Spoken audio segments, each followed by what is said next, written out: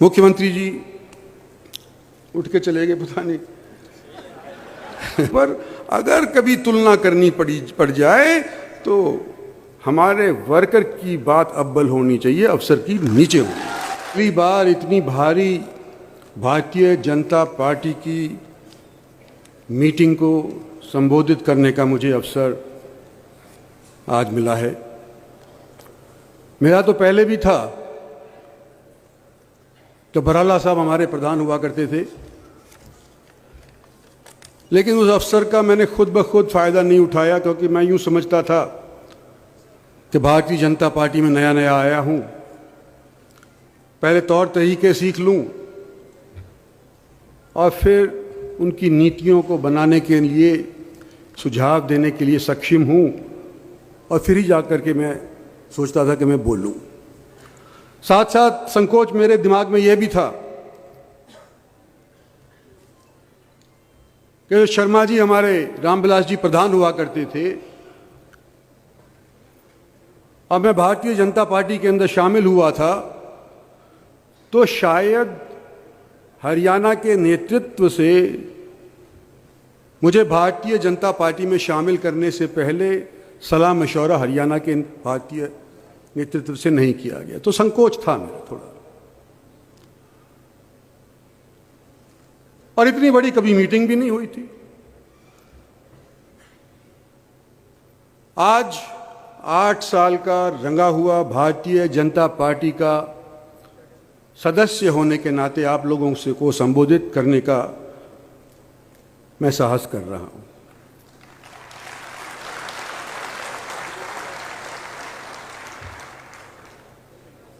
और अभी मेरे से पहले बोलने के टाइम के ऊपर परषोत्तम रूपाला जी ने एग्रीकल्चर के बारे में तो कह ही दिया, उस चीज़ को मैं नहीं दोहराऊंगा, लेकिन इतिहास रचा है। पिछले 7-8 साल के अंदर हिंदुस्तान के अंदर इतिहास रचा गया है। सबसे पहले तो ये कि एक व्यक्ति ने भारतीय जनता पार्टी को पूरी मेजॉरिटी दिलवा करके सत्तासीन किया, और सिर्फ भारतीय जनता पार्टी को सत्तासीन नहीं किया, मेजॉरिटी के साथ किया। कांग्रेस की सरकारें होती आती थीं सत्तासीन, दोबारा से जब वो सत्तासीन होने की सोचा करती थीं, कभी कभी हो भी जाती थी, लेकिन पहले की निस्बत घाट वोटों से सत्तासीन हुआ करती थी। रिकॉर्ड क्या हुआ कि पहले मेजॉरिटी आई, और दूसरी बार जब सन 19 के अंदर चुनाव दोबारा से हुआ, तो नरेंद्र भाई मोदी को देश ने पहले की निस्बत अव्वल वोटों से जिता करके भेज दिया। ये रिकॉर्ड रहा है, इतिहास है, आप जानते हैं। और बड़ी भारी रफ्तार से हमारी सरकार की तरफ से डेवलपमेंट देश के अंदर होने लग रही थी। मैं 2-4 चीज़ों का जिक्र करना चाहता हूँ, हो सकता है मेरे से पहले बोलने वाले उसका जिक्र कर चुके हैं, लेकिन लंबा इसलिए मैं नहीं कहूँगा। सबसे पहले तो आर्टिकल 370 जो कश्मीर को 2 झंडे 2 सरकारें दिया करता था, किसी का साहस नहीं बना। नरेंद्र भाई मोदी की सरकार ने 370 आर्टिकल हटा करके कश्मीर को हमेशा के लिए हिंदुस्तान का हिस्सा बना दिया। जो षड्यंत्र पाकिस्तान रचा करता था, चाइना का सहयोग हुआ करता था, जो आज के दिन तालिबान का भय हमारे को दिखाया जा रहा है, अगर ये 370 नहीं हटा होता तो ये भय दुगना हो जाता। आज के दिन ये साहस नहीं कर सकते कि यूं कहें कि कश्मीर में जाकर के कश्मीर को हिंदुस्तान से अलग कर देंगे, क्योंकि बिल्कुल तौर के ऊपर हमारा एक हिस्सा बन चुका है।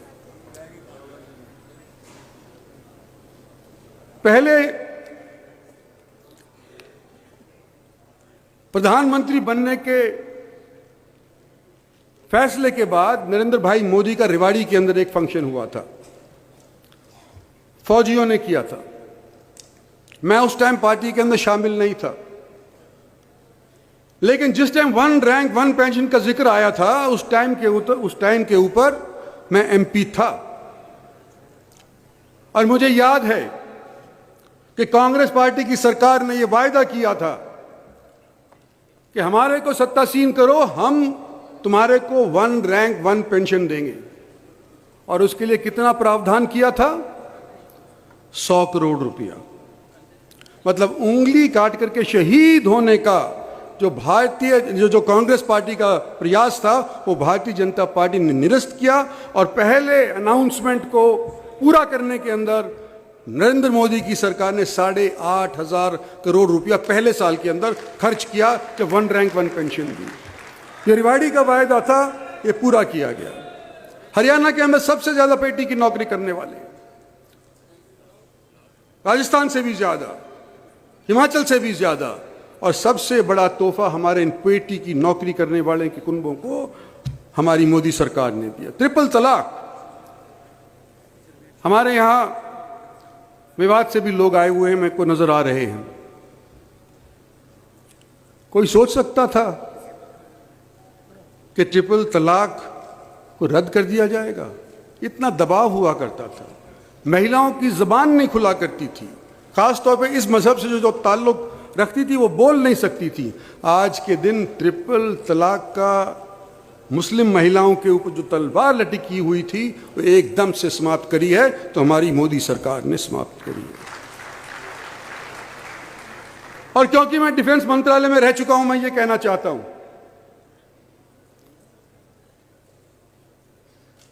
पहली आजादी की लड़ाई हुई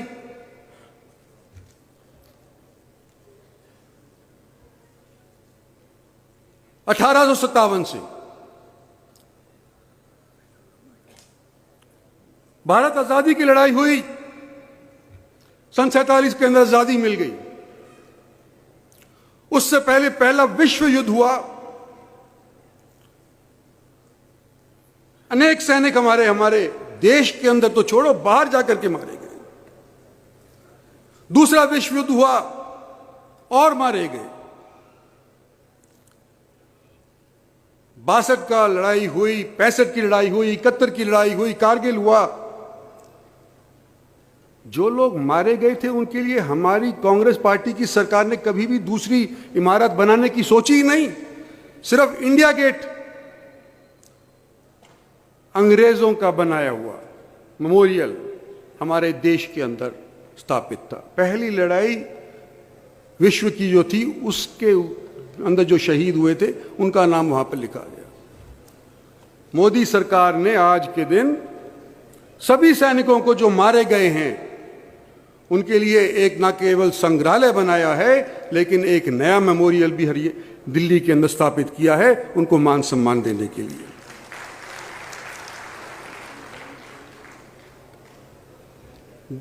कोविड, 2 साल से हम कोविड की मार से जूझ रहे हैं।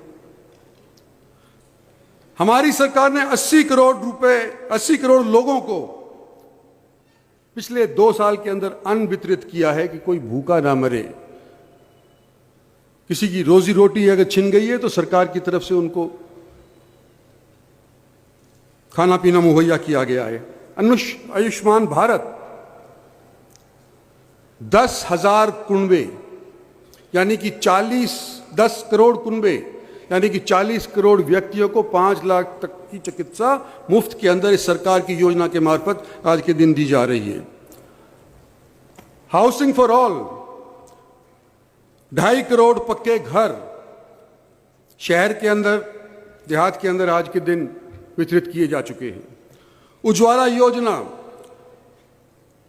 8.5 करोड़ फ्री एलपीजी सिलेंडर्स देश के अंदर महिलाओं को दिए गए हैं। 99% हमारा पॉपुलेशन आज के दिन एलपीजी से रोटी पका रहा है। और इंफ्रास्ट्रक्चर की अगर मैं बात करता हूं, हमारी इस सरकार का एक सदस्य होने के नाते मेरा सीना फूल जाता है कि कहां 16 किलोमीटर फी दिन हाईवेज बना करते थे, आज उसका डबल होकर के 34 किलोमीटर फी दिन हाईवेज भारत सरकार के माध्यम से आजकल बनाए जाए हैं। ये मैं कोई नई बात नहीं बता रहा, लेकिन इसका जिक्र यूं कर रहा हूं कि कोविड ने पिछले 2 साल के अंदर हमको और आपको सभी को ठंडा कर दिया। हम घर बैठ गए, अगर बातचीत भी करते हैं, टेलीफोन से करते हैं, वीडियो कॉन्फ्रेंसिंग के माध्यम से करते हैं, आंख मिला करके एक दूसरे को परखने का 2 साल से फ्री तौर के ऊपर हमको अवसर नहीं मिला है। इसलिए हमारा खून ठंडा हो गया। इसलिए याद दिला रहा हूं, हरियाणा के अंदर चुनाव ऐलनाबाद का हो रहा है। अभी बराला साहब बोल रहे थे, तो जब तक खून के अंदर गर्मी नहीं आएगी हम चुनाव कैसे जीतेंगे? तो इसलिए इस चीज को दोहराना जरूरी है। और जहां मैं यूं कहता हूं और हम सब मानते हैं कि देश के अंदर मोदी की वजह से सरकार बनी, जहां हम साथ साथ ये भी मानते हैं कि प्रदेश के अंदर भी उसका कैस्केडिंग इफेक्ट हुआ और हरियाणा के अंदर भी उनकी वजह से सरकार बनी पहली बार, तो दूसरी बार भी सरकार हरियाणा के अंदर बनी, ये भी बड़ी भारी उपलब्धि है। क्योंकि हरियाणा में अमूमन क्या होता है, एक बार एक पार्टी आती है, दूसरी बार दूसरी पार्टी आती है। मेजॉरिटी किसी किसी टाइम के ऊपर ही मिल पाई है। मुझको तो 40-42 साल हरियाणा के अंदर राजनीति करते हो गए, हरियाणा के अंदर बड़ी भारी मेजॉरिटी सिर्फ एक बार आई है, जब चौधरी देवीलाल मुख्यमंत्री बने थे। उसके बाद थोड़ी बहुत 50 से नीचे ही रहती है। पहली बार हमारे को 47 मिले, इस बार 40 मिले, कोई बात नहीं, हम हारे नहीं। यह हरियाणा की परंपरा रही है कि पहली बार की निस्बत दूसरी बार थोड़ी घाट वोट लेती है, लेकिन तीसरी बार क्या हम वो 45 का आंकड़ा पार कर पाएंगे? इसके बारे में हमारे को जरूर सोचना चाहिए। पॉलिटिकल रेजोल्यूशन धनखड़ साहब ने रखा, पॉलिटिकल रेजोल्यूशन धनखड़ साहब ने जो रखा है, इसके अंदर मैं सिर्फ 2 चीजों का सुझाव देना चाहता हूं कि नरेंद्र भाई मोदी का साया हम पे है, हमारे प्रदेश के ऊपर है, उनके मंत्रियों का साया हमारे पे है, हमारे प्रदेश के ऊपर है, जो रूपाला साहब भी खुद बोल कर गए, जो उनके करीब थे, हैं। लेकिन सिर्फ मोदी जी के नाम के ऊपर हमारे को वोट मिल जाएगी, इसकी कोई गारंटी नहीं। मंशा होगी शायद कि मोदी जी के नाम के ऊपर हम वोट देंगे भाई प्रदेश के अंदर भी, लेकिन वोट कौन डलवाएगा? वो तो भारतीय जनता पार्टी का कार्यकर्ता ही डलवाएगा। जो जमीन स्तर के ऊपर मौजूद है वही मोदी जी का सपना पूरा साकार करवा पाएगा। और भाई आज हम बड़े बड़े नेता बैठे बैठे भाषण देके चले जाएंगे, और ये 8 साल के अंदर जहां हम जैसे उन्होंने भाषण दिया है, हमने ये भी सुना है कि कार्यकर्ता की आवाज क्या है। हो सकता है खुले में होकर के डिसिप्लिन पार्टी है, खुले में नहीं बताती, लेकिन कार्यकर्ता की आवाज जब तक नहीं पहुंचाई जाएगी हमारी सरकार को और हमारी पार्टी तक को, तो ये वोट जिसका हम जिक्र कर रहे हैं, तीसरी बार विजय होने का जिक्र कर रहे हैं, कैसे होगा? धनखड़ साहब, आप पार्टी के अध्यक्ष, मुख्यमंत्री जी उठ के चले गए पता नहीं लेकिन मेरी गुजारिश है आपसे और सभी यहां साथियों से और दिल्ली के प्रतिनिधियों से भी,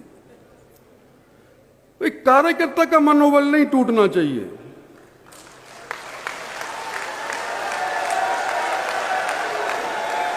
अगर कार्यकर्ता का मनोबल टूट गया तो हमारी रीढ़ की हड्डी टूट जाती है। और हम काम करें, जिले के अंदर करें, क्या अफसरों के माध्यम से करेंगे? जिन लोगों ने सारी जिंदगी लगा दी भारतीय जनता पार्टी को पनपाने की, उनकी सुनी ना जाए और अफसरशाही की सुनी जाए, तो ये कितने दिन चलेगा? हमारे को तो पार्टी वाले वो नहीं पन पाया है, पार्टी का ही नेता हमारा प्रधानमंत्री बना है। और मेरा तो गुजारिश यही है कि अगर कभी किसी भी जिले के अंदर, तहसील के अंदर, ब्लॉक के अंदर, पन्ना के ऊपर, पन्ना प्रमुख के ऊपर या जो दूसरे पदाधिकारी होते हैं उनके ऊपर अगर कभी तुलना करनी पड़ जाए, तो हमारे वर्कर की बात अव्वल होनी चाहिए, अफसर की नीचे होनी। ये मेरा आपसे अनुरोध है।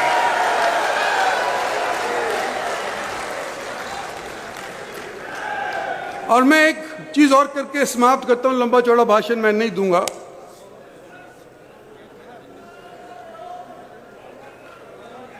भारतीय जनता पार्टी के अंदर मैं बाद में आया, बाहर से आया। भारतीय जनता पार्टी के अंदर बाहर से आया, मैं देर से आया, लेकिन आज अपने आप को रंगा हुआ भारतीय जनता पार्टी का कार्यकर्ता समझता हूं।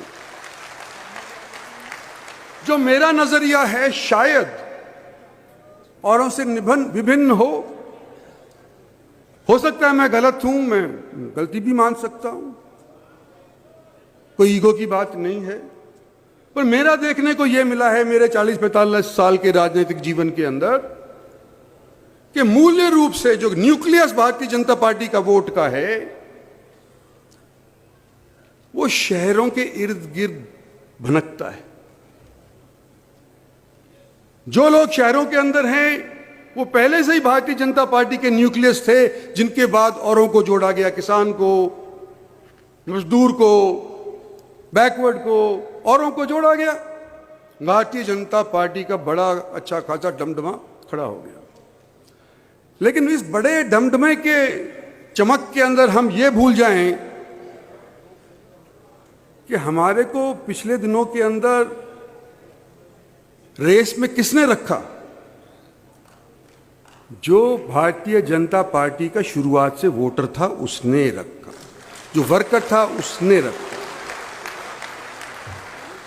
और हमारे एनसीआर रीजन बहुत लंबा चौड़ा हो गया।